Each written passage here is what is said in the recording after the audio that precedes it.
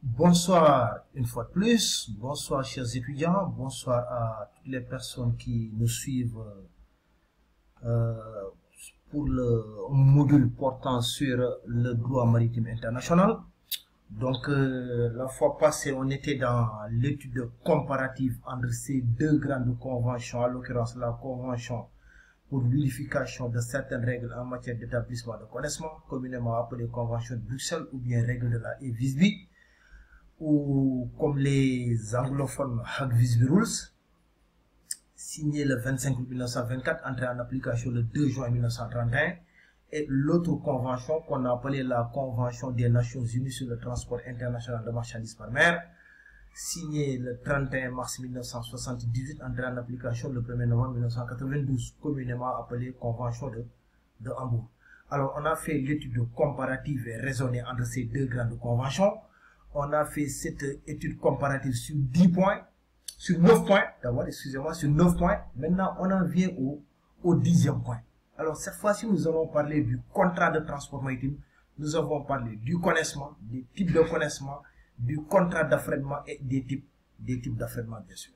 Alors, je commence déjà par le contrat de transport maritime. Il faut savoir que le contrat de transport maritime est défini comme étant l'acte par lequel une personne appelée armateur s'engage à assurer un déplacement au profit d'une autre personne appelée chargeur, moyennant rémunération appelée fret maritime, en utilisant un navire.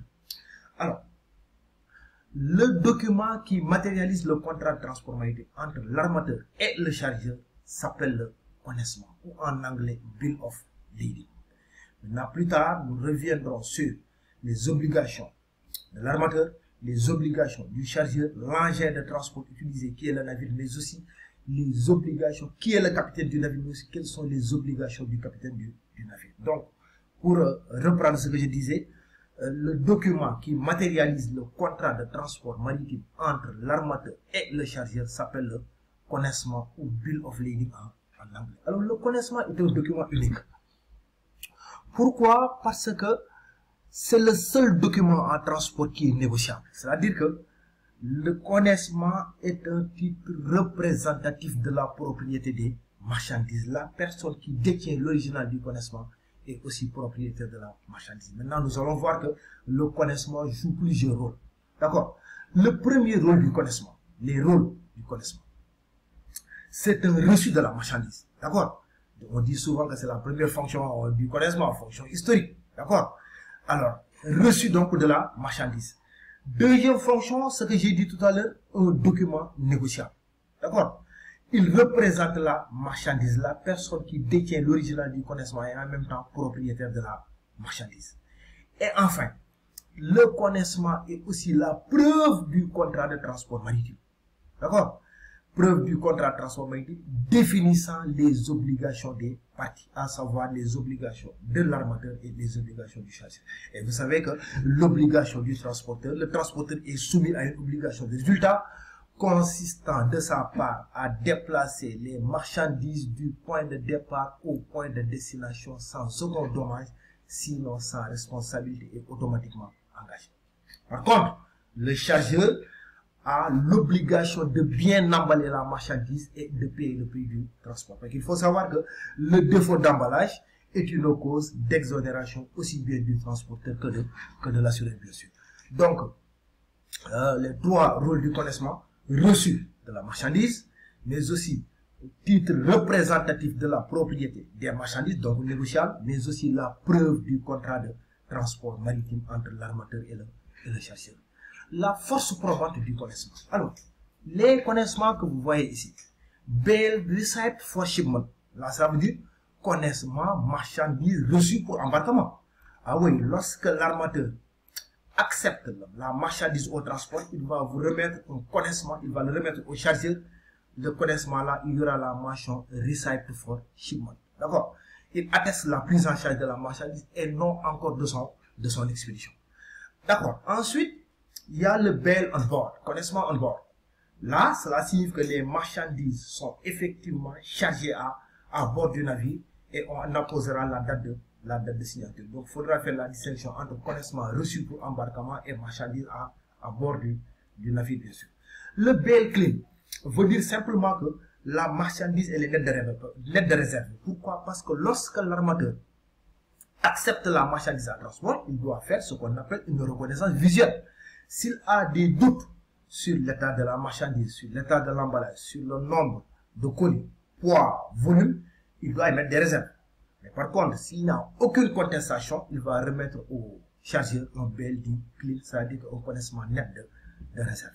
Et les banques aiment bien les connaissements nets de réserve dans le contexte du crédit documentaire. Par contre, le BL2D veut dire que le connaissement est surchargé. Il comporte des réserves qui ont été émises par le transporteur maritime ou bien par la compagnie de navigation maritime.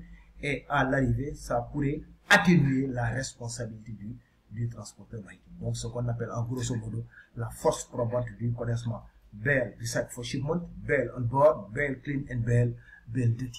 Les mentions sur le connaissement, il y en a beaucoup. Hein. Peut-être que notre jour, on va présenter ici un connaissement qu'on va essayer de décortiquer, bien sûr. Il y aura le nom du transporteur, nom du navire, destinataire de la marchandise, à savoir l'ayant droit, la forme de transmission que nous allons voir après, la personne à notifier à l'arrivée du navire. Hein. D'accord, nom du chargeur, port d'embarquement, port de débarquement, destination de la marchandise, quantité, poids, marque, ce qu'on appelle souvent dans le connaissement, description of goods, caractéristiques de la marchandise. D'accord. Les mentions freight payable at origin, bien freight payable at destination. D'accord. La mention originale et le nombre d'originaux, lieu d'établissement, hein, signature, connaissement, etc., etc. Il y a beaucoup de mentions figurant sur le connaissement. D'accord. Alors, les formes de transmission du connaissement. Je commence par le connaissement à personne dénommée, qu'on appelle connaissement nominatif. C'est une forme non négociable. Seule la personne qui a été mentionnée au connaissement est habilitée à prendre livraison de la marchandise sans possibilité de l'endosser, bien sûr. D'accord. Le connaissement au porteur, forme très dangereuse d'ailleurs, formule très dangereuse. On l'appelle encore blank endorsement en anglais ou bien connaissement à blanc. Cela veut dire que il n'y a pas de spécification de destinataire. D'accord. À l'arrivée, la première personne qui se présente avec un connaissement, l'armateur lui remet la marchandise. D'accord. Et c'est une formule assez dangereuse, c'est pourquoi elle devient de moins en moins utilisée, forme aussi non négociable. Par contre, le connaissement le plus utilisé, c'est le connaissement à ordre. In order to, ou bien to order to, forme négociable. Pourquoi? Parce que, dans la plupart des cas, la marchandise est consignée à l'ordre de la banque émettrice, dans le contexte du crédit documentaire pour la sécurisation des opérations de paiement. D'accord. Donc, on retiendra le connaissement émis sur trois formes. Connaissement à personne dénommée, non négociable. Connaissement à blanc, non négociable. Connaissement au porteur, c'est la seule forme de transmission qui est négociable, bien sûr. Ensuite, j'en viens au type de connaissement. D'accord. Il y a ce qu'on appelle le connaissement Ocean BL.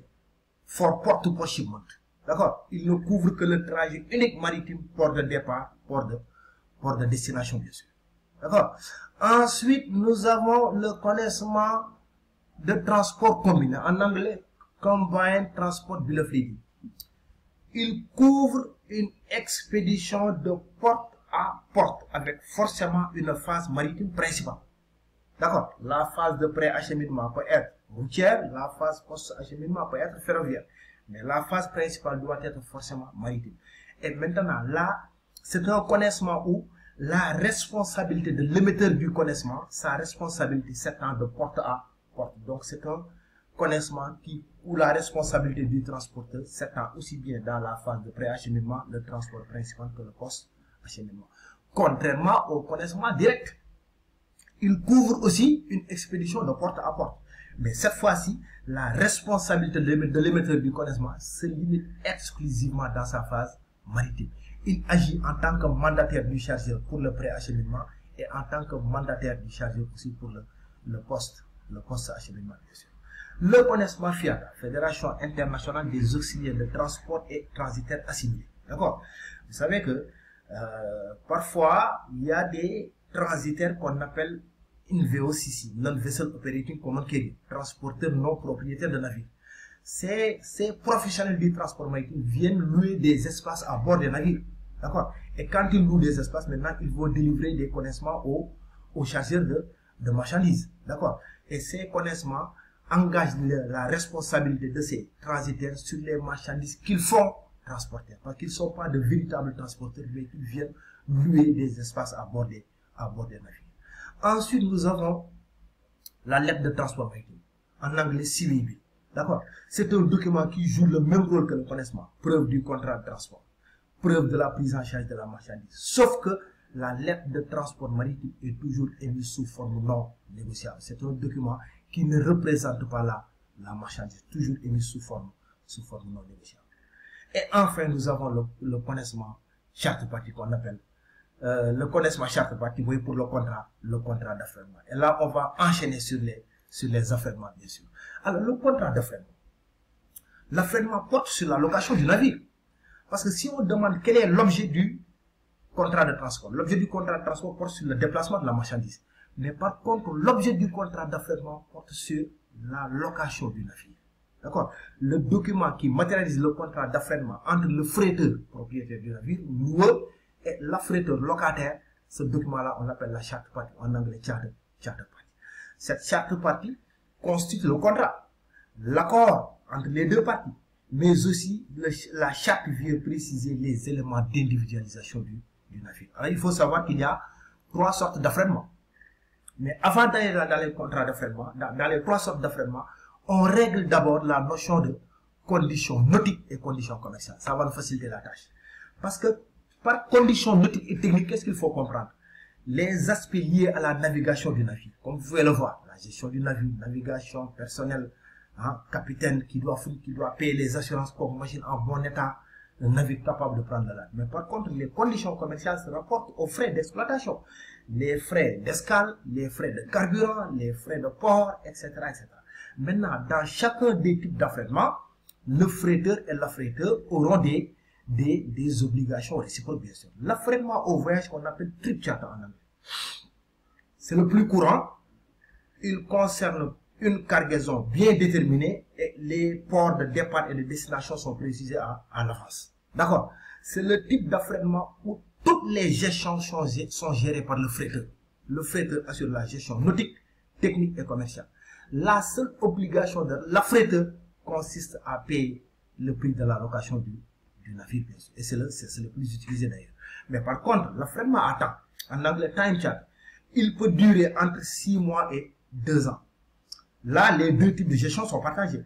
Le freiteur, qui est le locataire, le freiteur, excusez-moi, qui est le loueur, s'occupe de la gestion nautique et technique. Il doit fournir capitaine, équipage, navire à prendre le large.